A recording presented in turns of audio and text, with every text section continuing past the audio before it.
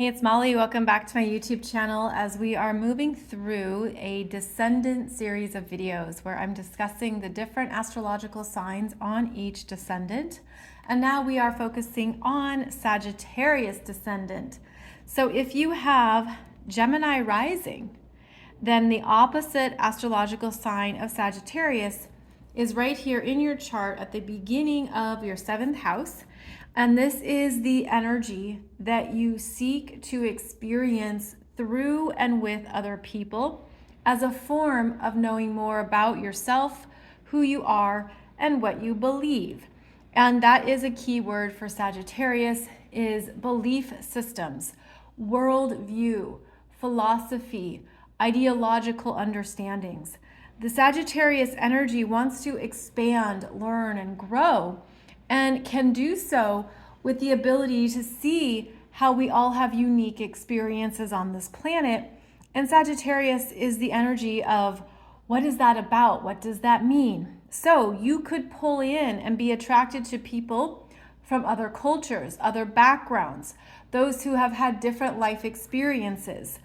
This could be someone who is from another part of the world or simply from another belief system. This is also where you might seek out someone who has your same belief system, your same worldview. Other factors in the chart are going to signify how this energy shows up for you. But essentially, the Sagittarius energy is also the adventurer, the wanderer, a restlessness. You could have some big key connections in your life, but maybe you value your freedom and the desire to be on your own. Maybe you don't want to be trapped, as you would probably think of it as, trapped in something or locked down or caged. None of those are Sagittarius words. You want to be able to keep learning, expanding, and growing. So you need someone in your life with those same values. And so with the Sagittarius energy on the Descendant, you would seek and draw in people who honor your freedom and independence, and that there's things you just want to do on your own. This could also be an attraction to people who come from very different backgrounds, as I mentioned earlier, and wanting to understand them. And that could feel interesting to you, invigorating. That could be something that you want to explore. The Sagittarius energy tends to amplify and make things bigger. So you can be all in, all out, not interested, don't care, want to be left alone to do your own thing, until maybe you connect with somebody who is on the same page and who can understand more of who you really are in these connections, in these relationships. Now, the Sagittarius energy, because it does things in a bigger way, again, you could have some really big key connections in your life. You could also seek to understand, what was that about? What was I learning? And you could have that inquiry process, especially after relationships or before, and as they're getting started. But what you would do then is look at where Jupiter is in your chart, since Jupiter is the ruler of Sag. And in this example chart, we have Jupiter over here in Gemini in the 12th house. So Jupiter in the 12th house is about karmic energies, people you've known before in other lifetimes. It's mystical, intuitive, spiritual. And in Jupiter here, Jupiter in Gemini here is a talker, a communicator, someone who is very curious and inquisitive.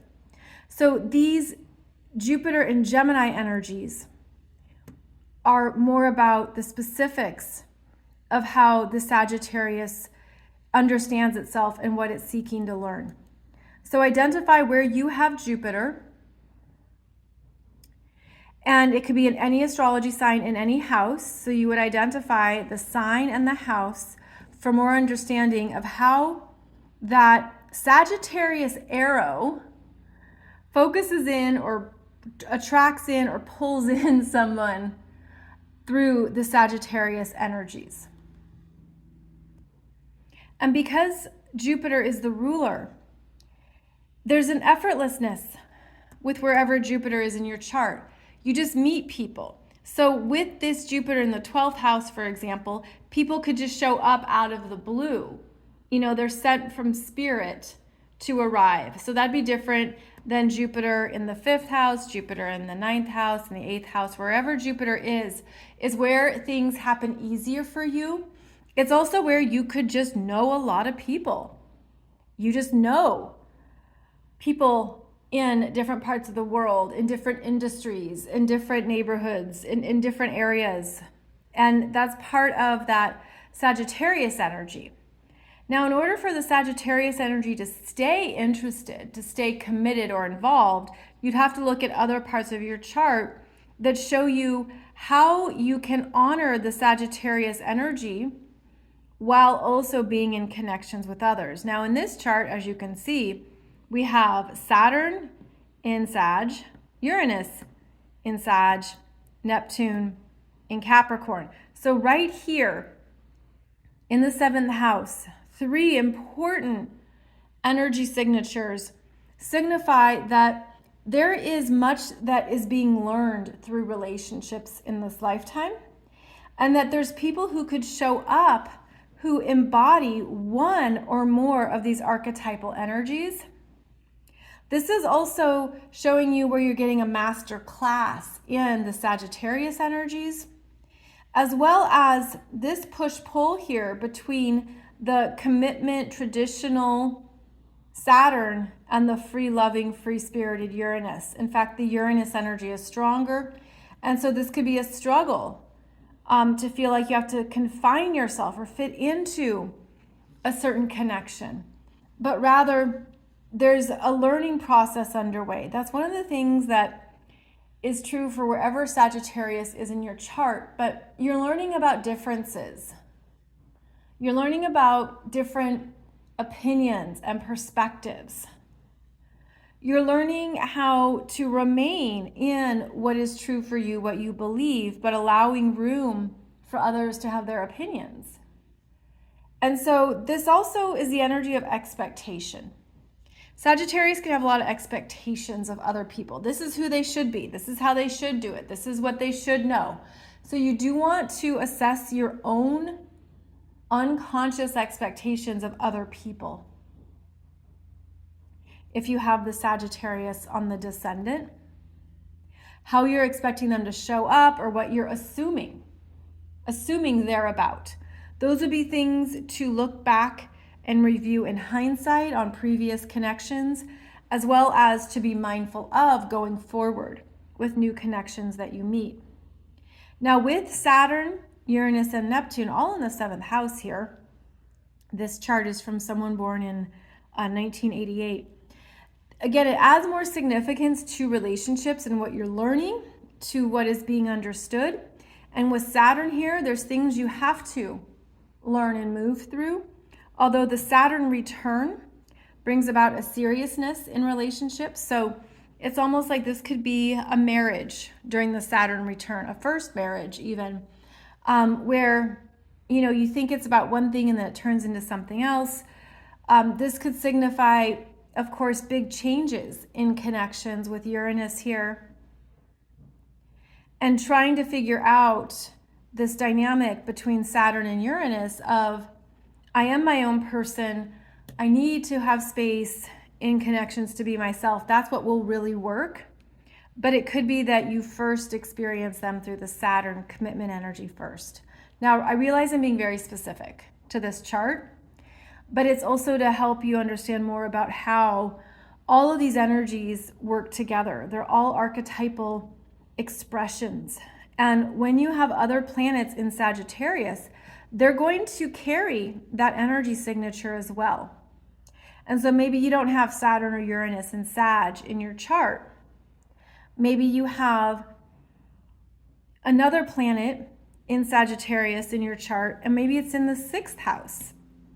Now this Descendant is at 16 degrees of Sagittarius. What if you have a planet at 10 degrees of Sag or something in the 6th house? Well, this is about how you live your daily life, what matters to you, what guides you on a daily basis. And then the 7th house is how you take that into your connections and share it with more people.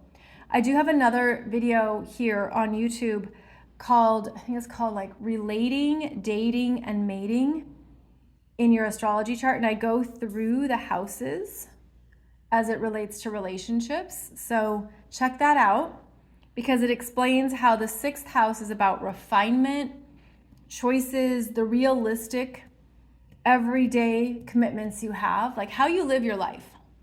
Because the 6th house being, how you exercise, how you eat, how you take care of what's going on in your household, your chores, your pets.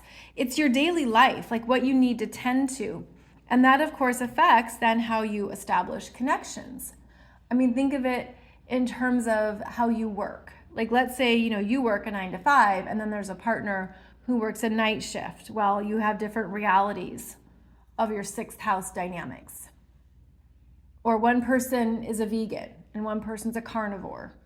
So different belief systems and different things that guide your daily world, and then how you find common solutions or ways to work through them in the 7th house. So the Sagittarius energy is what's guiding you in these connections. You could be a free spirit. You could be looking for others who are a free spirit, who open you up to the world, who excite you, invigorate you, help you to think bigger and to expand and grow. So there can be a lot of growth through connections with the Sagittarius on the Descendant, where you're learning more about yourself and what works for you, what you want, who you are, through these bigger Sagittarius themes. This is also fun loving, up for a good time, party, let's have adventures, let's enjoy the best of life, let's go for it. There's inspirational energies here too, whether that's you or the people that you pull in who want to help you enjoy life more, have more fun adventures. And part of the Sagittarius experience is learning through experiences. So the experiences you have with others can really affect you, impact you, really shape you, and form you because of that Sagittarius desire to learn and understand. Even in hindsight, what was that relationship about when I was 17? What was I learning? What was my first marriage about? And by the way, Sagittarius on the Descendant does often signify 2 marriages because it's the sign of duality. 2 significant connections, 2 people who assist in your soul's growth and understanding. That's part of the duality with Sag and Gemini, is the duality. And so there could be people who come in who are like, oh yeah, that was the old version of me. I'm evolved, I'm different. I have a different worldview. I have different things that matter to me now. And then you bring in that next partnership based on that. So as always, these are just general insights to work with and to understand. So again, you would identify where your natal Jupiter is by sign and house placement, as that is how the energy trail of that Sagittarius Descendant continues. And then you could also take into consideration the 6th house matters of how you live your life, your daily habits, responsibilities, etc. And then how that is part of your compatibility factor of who and what works for you in the partnerships of the 7th house. So thank you for joining me in this series. Every video is a little different. I'm focusing on something else, something to understand or look at in your own chart. So I realize people watch these for their own chart, of course, but if you want to learn more about astrology, do check out more of the videos in this series. And I'll see you back here soon as I move on to look at the Capricorn Descendant next.